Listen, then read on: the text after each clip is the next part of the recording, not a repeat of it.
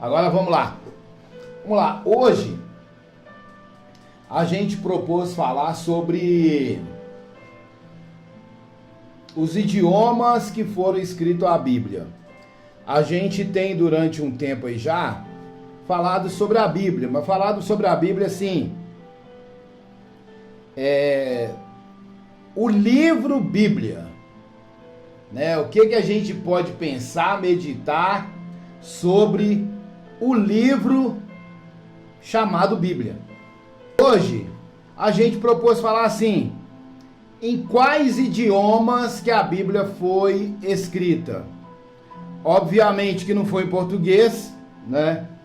A gente tem compartilhado diversas coisas a respeito da Bíblia, que ela foi escrita num período de 1500 anos, por cerca de 40 escritores. E em quais idiomas foram escritos? A gente tem, na composição dos escritos bíblicos, agora tá ok. A gente tem 3 idiomas que a palavra foi escrita. E hoje, como eu falei na chamada, eu queria pensar sobre o seguinte: a Bíblia, ela foi escrita, mais precisamente o Novo Testamento, ele foi escrito para que qualquer pessoa pudesse ler e entender. Para que uma criança no início da vida escolar pudesse ler e entender. E aí você fala: não, Éder, não é possível, porque a Bíblia às vezes é muito complicado a gente entender. Agora eu vou te mostrar aqui, historicamente, isso que eu estou falando. A Bíblia foi escrita para que o Novo Testamento, exatamente, ele foi escrito para que qualquer pessoa pudesse ler e entender. Ué, mas como que hoje eu tenho uma certa dificuldade de entender a Bíblia?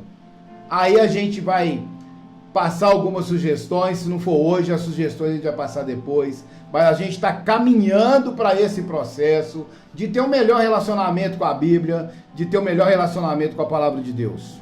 Ok? Então vamos lá. Os idiomas que a Bíblia foi escrita são basicamente 3. A gente tem na Bíblia o Velho e o Novo Testamento. O Velho Testamento, ele foi escrito predominantemente em hebraico.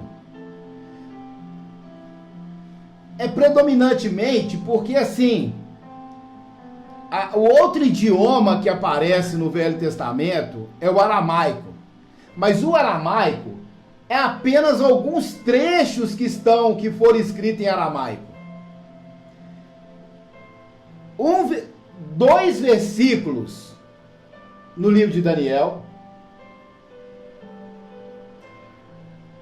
mais uns 2, 14, mais 16 versículos no livro de Esdras. E a gente vai entender por que logo em Daniel e logo em Esdras aparece esse aramaico. Mas aí nós ficamos assim: no Velho Testamento, hebraico e aramaico. Aramaico só estiquinho. E no Novo Testamento, o Novo Testamento foi escrito todo no grego. Então vamos entender sobre essas línguas. O hebraico é a língua oficial do povo de Israel, é o hebraico. Então por isso que todo o Velho Testamento vai vindo sendo escrito em hebraico. Quando a gente chega ali no século 6, ali na 600 os séculos 6 e 7 antes de Cristo, a gente falou isso na nossa momento de sexta, onde o povo foi levado cativo para a Babilônia. Que aí entra Daniel, aí aparece Daniel. E na Babilônia, o aramaico era a linguagem oficial. Então estava ali o povo de Israel dentro de um país que só se falava o aramaico. Então, passou a ser o idioma que o pessoal começou a conversar, porque era o aramaico que se falava. Né? Imagina você ir para um país que a pessoa só fala em inglês. Você vai aprender o inglês, e se você não ficar atento, se você não praticar a sua língua materna, você vai continuar falando, mas se você não passar isso para os seus filhos, para os seus netos, com pouco a sua língua materna vai ficar sendo perdida. E isso começou a acontecer com o povo de Israel. O povo, quando foi levado cativo, começou a falar mais o aramaico, e é por isso que a gente vê aqui no livro de Daniel, né? Porque Daniel foi um desses homens que foram levados para a Babilônia. O livro de Esdras também. Esdras, ele já estava ali no exílio. É Esdras que sai e vai para reconstruir o templo em Jerusalém, que estava destruído. Então, alguns desses versículos vão aparecer em aramaico. E com o tempo, o pessoal começou a perder a proximidade com o hebraico. O hebraico passou a ser uma linguagem mais dos sacerdotes, dos profetas. Eles preservavam mais, e com o tempo, quando acontece aqueles 400 anos, que a gente já falou também, que não há ali um escrito bíblico, não há uma profecia, o hebraico passou ainda mais a ser um pouco ali esquecido ali por aquele povo. E aí, o que isso tem a ver com a nossa prática de vida, com tudo isso? Porque chega o pessoal ali, o aramaico era muito forte. Jesus, até na época de Jesus, falava-se muito o aramaico. Né? Jesus conversava, no tempo de Jesus, o pessoal falava muito o aramaico. Porque nós estamos falando, vem o Império Babilônico, a língua oficial aramaica. Depois vem o Império Persa, continua se falando aramaico. Depois vem o Império Romano. Quando chega no Império Romano, aparece o imperador, e aí a gente vai entender, o Novo Testamento foi todo escrito em grego. É interessante a gente falar sobre o grego no Novo Testamento, e aí entra essa chave que eu queria que nós entendêssemos, porque que até uma criança podia ler e entender o Novo Testamento. Surge um imperador chamado Alexandre o Grande. E Alexandre o Grande porque ele tinha algumas manias de grandeza, né? A gente chama de megalomania. E uma das manias de grandeza de Alexandre, não sabendo ele que a história estava ali a favor de Deus, que Deus estava no curso aí até mesmo dessa megalomania de Alexandre. Alexandre falou assim: eu quero que todo mundo... Alexandre, ele conseguiu dominar todo mundo que existia na época. Todo mundo que existia. Onde havia pessoas, civilizações, onde se conhecia de pessoas, Alexandre foi lá e falou assim: ó, a partir de hoje eu mando em vocês. E pela força, ele passou a ser o dono do mundo. E uma das manias de grandeza dele, ele falou assim: eu quero que o povo tenha todo uma só língua. E nós vamos ensinar uma língua para eles. E a língua que eu quero que ensina é o grego. Existia dois tipos de grego. Existia o grego clássico, que é o grego ático, que é o grego que os filósofos usavam, né? Platão, Sócrates, Aristóteles. Porque a gente precisa entender também que, por exemplo, Platão, que a gente ouve falar, Platão viveu 5 séculos antes de Cristo.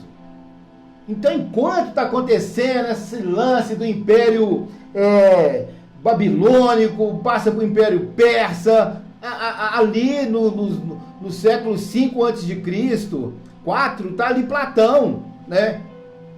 Sócrates, Aristóteles. Então existia um grego que esses homens falavam, que era um grego clássico, que era um grego sofisticado. E tinha também um grego popular, que era chamado de koiné, o koiné. Esse grego popular, todo mundo aprendeu a falar ele. Qualquer criança que você conversasse o grego popular, o grego koiné, todo mundo entendia. Todo o mundo de então entendia o grego. Toda criança do mundo aprendia o grego antes mesmo da sua língua materna. No caso de Israel, a língua materna, inclusive, começou a ser um pouco esquecida. Os profetas, os escribas mantinham a tradição. Mas o povo mesmo, comprar, vender, ir, caminhar, ninguém usava mais comumente usava ali a língua materna. E usava o grego. E não era o grego clássico, era o grego popular. E aí vem a Bíblia, o Novo Testamento, e é escrito exatamente no grego koiné. Por que isso é importante, irmãos? Porque a gente precisa, pelo menos, duas situações pensar. Se a Bíblia foi escrita para que qualquer pessoa entendesse, por que hoje existe essa trava? E muitas pessoas não entendem a palavra. Por que muitas pessoas têm dificuldade com a palavra?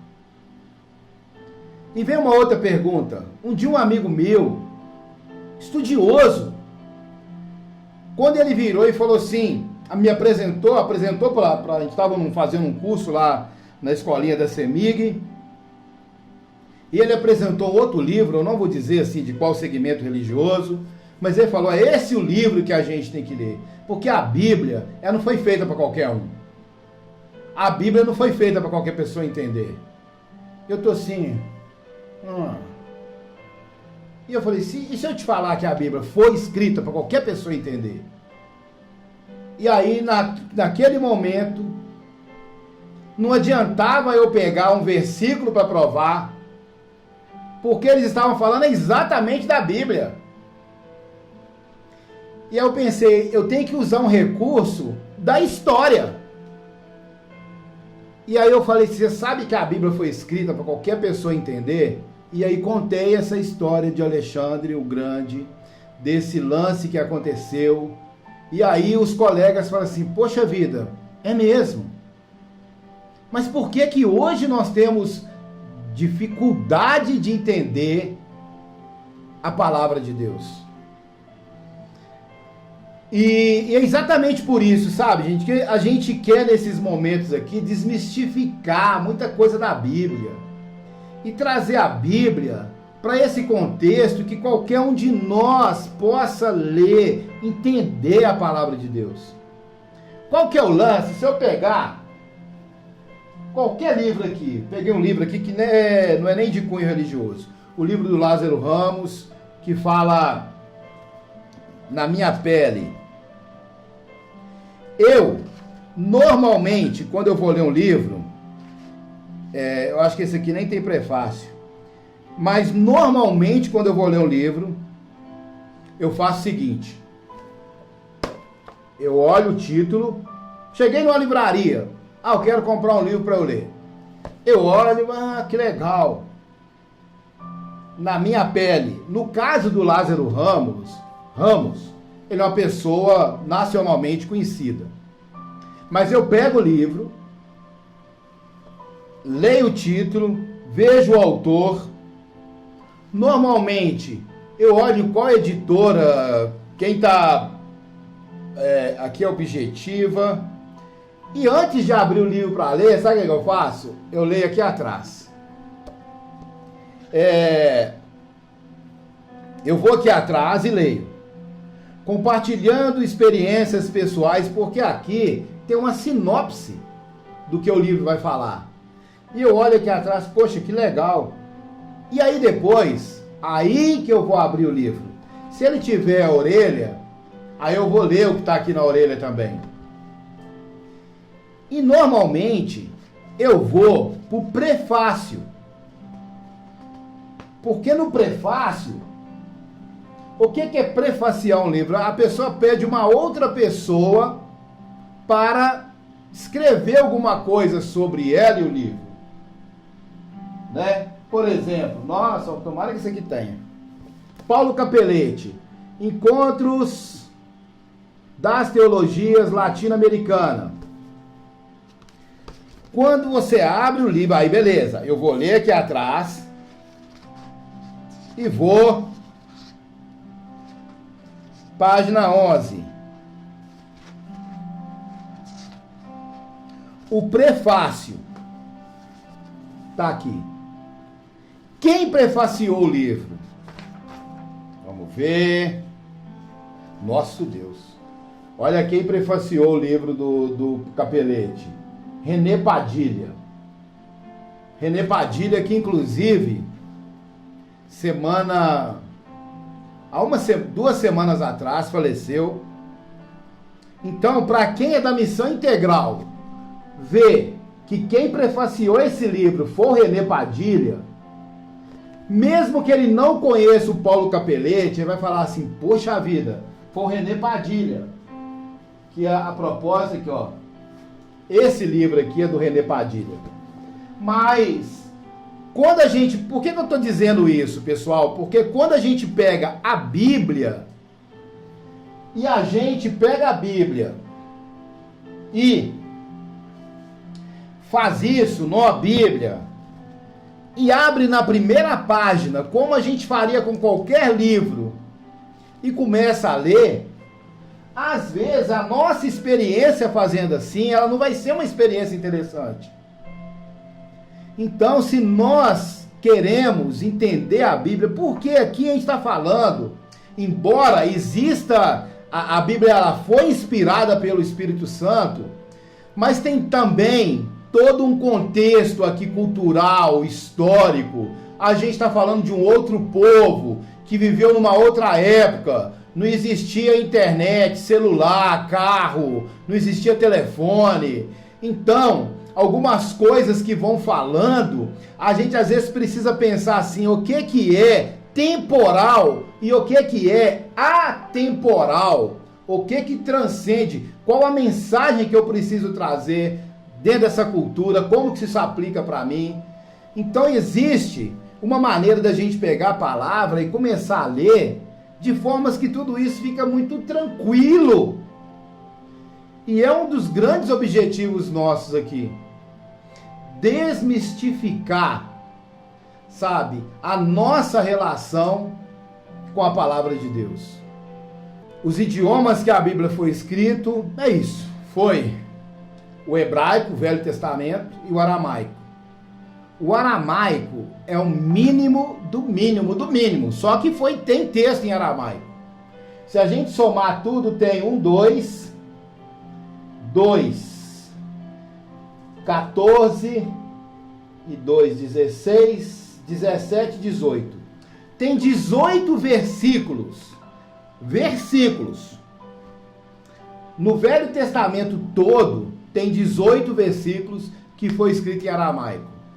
Todo o restante, não dá nem uma página, para você ter uma ideia. Todo o restante do Velho Testamento foi escrito em hebraico. E o Novo Testamento, todo escrito em grego. E aí surge uma coisa interessante, que com o passar dos anos, algumas pessoas começaram a questionar a Bíblia. Sempre teve, século I, século II.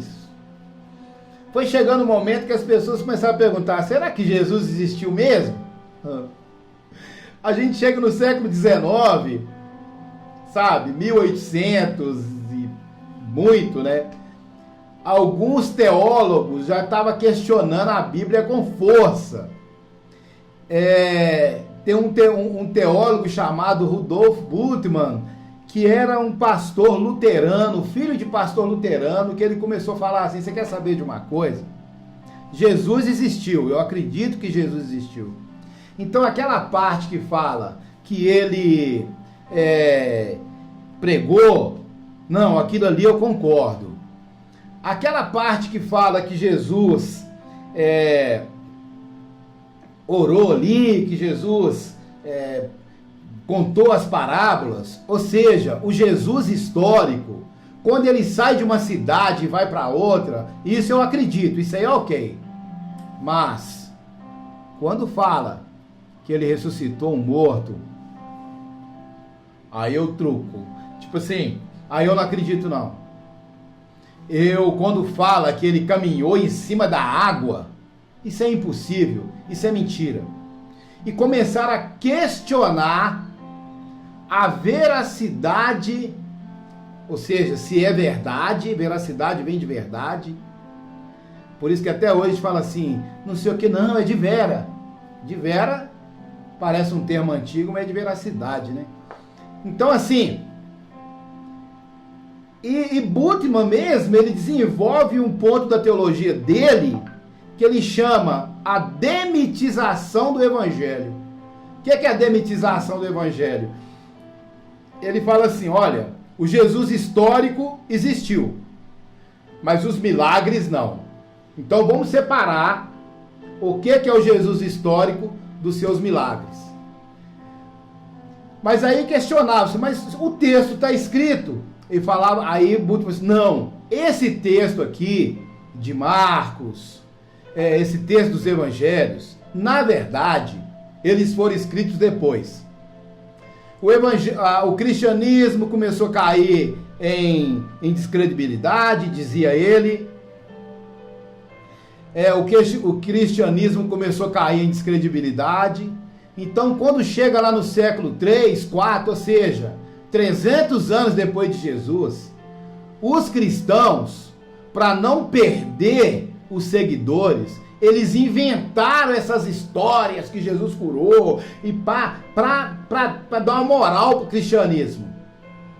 Olha a cabeça do homem pensar um lance desse. Mas assim, muitas pessoas, ele desenvolveu estudos. E aí acontece uma coisa tão interessante, pessoal. Em 1947, 48, eu coloquei 48 na minha fala, mas é 47. 1947. Se a gente for pensar historicamente, a gente está falando ali antes de ontem. A minha mãe, em 1947, mamãe tinha 6 anos de idade. É isso. Eu acho que é. É só para dizer que para quem está falando de não sei o que anos de Cristo, século 3, nós estamos falando de ontem. 1947, pessoal, são 22 anos antes de eu nascer. Vou fazer 52. É muito perto que eu quero que a gente entenda. Em 1947, o meu pai, que se tivesse vivo hoje teria 93 anos, papai tinha 19 anos. Fala aí, o que tem em 1947? Em 1947, na região do Mar Morto, num deserto ali, chamado de Qumran, ou Qumran, algumas pessoas vão chamar de Qumran, porque quando você fala de outro idioma, e a gente tem que transliterar, a gente tem que aproximar a língua, enfim. Quando chega em 1947, tinha um pastor beduíno, pastor cuidador de ovelha mesmo. Ele estava lá cuidando das suas ovelhas, e de repente uma ovelha fugiu, sumiu. E ele vai procurar essa ovelha. E ele vê, assim, nos lugares, umas cavernas. E ele entra naquele zoco daquelas cavernas para procurar a ovelha dele. Irmãos, eu fico emocionado. Eu fico emocionado quando eu leio uma parada dessa. Eu tenho aqui um livro, se eu achar, bater o olho assim, achar, mas eu tenho um livro que fala sobre os manuscritos de Qumran. Ele, quando ele está caminhando ali, procurando a ovelha dele, ele entra numa daquelas cavernas e encontra vários manuscritos. E aí ele aciona as pessoas, aí um instituto de arqueologia, os arqueólogos vão para lá e começam a estudar aquelas peças, sabe? Aqueles manuscritos. E quem gosta de arqueologia sabe que um dos métodos que eles usam para ver quanto tempo tem isso aqui, ó, né? Eles aplicam uma coisa que chama carbono 14. E através do teste do carbono 14, eles podem falar, isso aqui tem tantos anos. E nessa descoberta, eles descobrem o livro de Marcos, o Evangelho de Marcos, datado de 58, eu acho, depois de Cristo. Ou seja, uns 15 anos depois que Jesus morreu. E aí, essa teoria de Bultmann, de falar que esse livro foi escrito só de 300 anos depois, ela caiu assim, ó, bum! Porque o maior interessado em que nós creiamos na palavra, em que a palavra chegue até nós, é o próprio Senhor.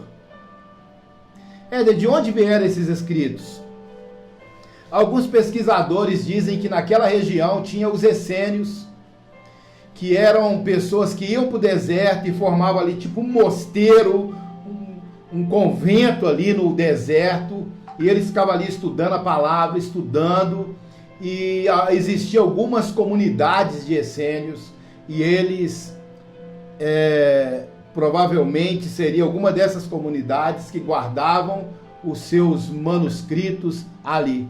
Se você for na internet e pesquisar assim, manuscritos de Qumran, e o Qumran você pode com Q, tanto escrever Q-U-N-R-A, ou Q, o R e o A com acento de RAM, sabe? Você vai ver isso que eu estou falando. E aí é muito maravilhoso a gente saber que a Bíblia é um livro tão antigo, mas ele é tão atual. Existem pessoas que falam que abrir a Bíblia, e aí eu concordo, abrir a Bíblia é como se você estivesse abrindo o jornal de hoje. Sabe? A Bíblia é muito atual. Então que o Espírito Santo fale no seu coração, mesmo a gente conversando sobre algo assim, meio técnico, mas a gente entender, irmãos, o valor, o poder que tem a palavra de Deus.